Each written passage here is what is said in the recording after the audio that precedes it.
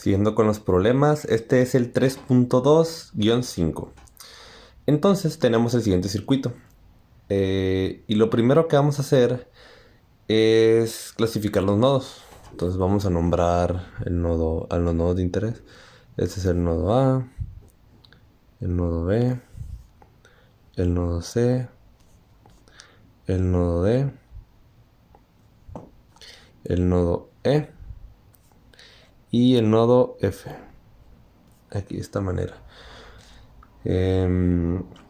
Podemos ver que hay varias resistencias con sus respectivas ohms.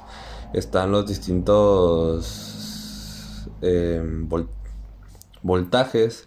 Aquí hay diferentes que ponen voltaje, que ponen una diferencia potencial a cada uno de los nodos. Y también tenemos un que pone una corriente constante por el circuito o por parte de él. Bueno, entonces lo primero que vamos a hacer es utilizar la ley de Ohm al saber que aquí corre una corriente constante por este nodo y hasta B, donde aquí se va a separar. Entonces vamos a utilizar la ley de Ohm para obtener el voltaje entre A y B, porque ya tenemos la resistencia y la corriente. Entonces,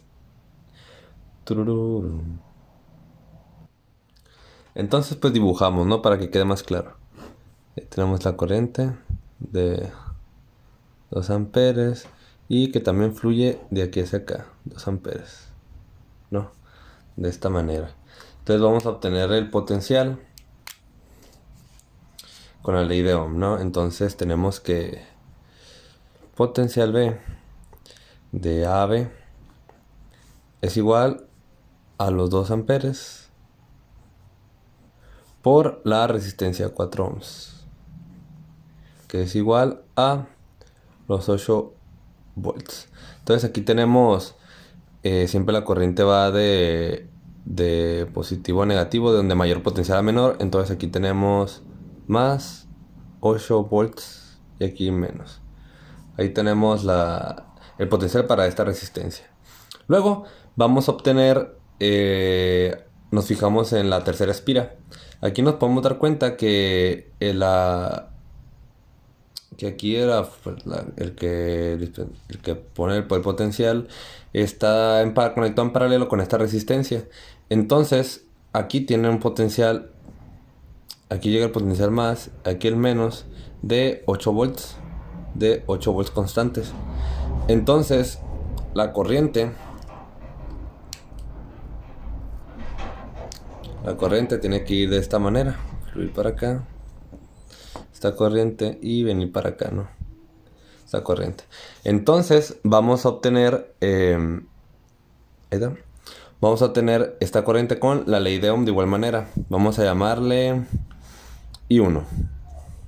I1, la que pasa por aquí. Entonces tenemos que I1 va a ser igual a los 8 volts entre los 8 ohms, va a ser igual a 1 entre A. Entonces la corriente que va de... Perdón, aquí está mal puesto. Es nomás la corriente que pasa de C a B. La corriente que pasa de C a B únicamente. Todavía no sabemos si es la que pasa por el resto de la espira. Pero es la que pasa por aquí.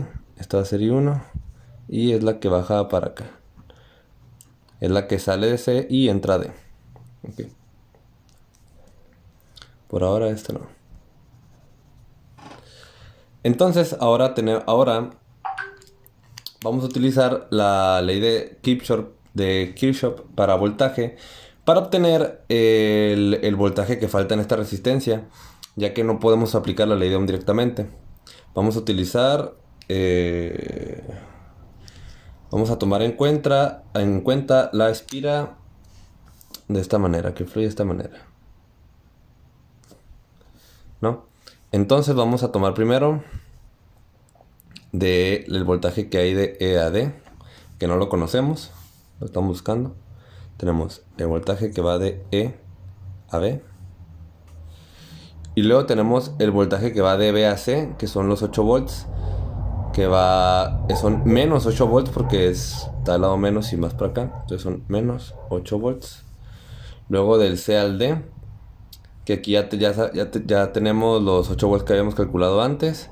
Que va de más a menos, entonces es más 8 volts. Y luego tenemos de D a E. Tenemos la diferencia potencial del D a E es más 12 volts. Más 12 volts. Y esos son todos. Y esto tiene que ser igual a 0, ¿no? Por la ley de Kirchhoff. La ley de Kirchhoff de voltaje. Para que quede más claro. Bueno, entonces despejamos este voltaje. Entonces nos quedaría que VEB, que el voltaje que va de E a B, es igual a... Esos se anulan aquí. Y quedaría el menos 12 volts. Lo que nos dice que el voltaje va de... Que el potencial más alto es B. Va de B a E. O sea que está así. Más, menos. Y aquí es 12 volts. Ahí lo dice. O sea, el potencial que va de E a B, de B a E, menos 12, es con el signo invertido que va de B a E. O sea, el potencial de B a E es 12 volts. Y aquí lo ponemos, ¿no? De esta manera. Ok. Entonces, utilizaremos la ley de Ohm para obtener la corriente que pasa por dicha resistencia. Que como va de más a menos, entonces va a ir de este lado, ¿no? La corriente va a ir de esta manera. Vamos a llamarle I2 a esta corriente. Entonces tenemos que I2 es igual a los 12 volts entre los 6 ohms de resistencia, lo que es igual a 2A.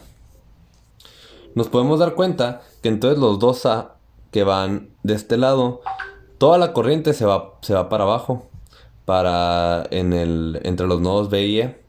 Y nada de corriente se va entre los nodos B y C. O sea que nomás fluye corriente por este lado de la espira.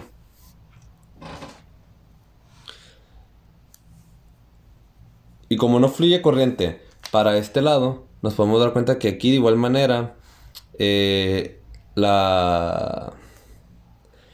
por la ley de Kirchhoff de corrientes, como aquí no entra ninguna corriente, entonces de esta manera la corriente que fluye de acá a acá, todo se va para abajo, que ya le hemos calculado que es el 1 ampere, la I1. Entonces la I1 es la que corre por esta espira también, de igual manera. Y aquí tenemos la I1 que corre por esta espira. Y aquí los 2 amperes que corren por esta espira de esta manera. Aquí los tenemos. De esta manera ya tenemos todas las corrientes que pasan por el circuito.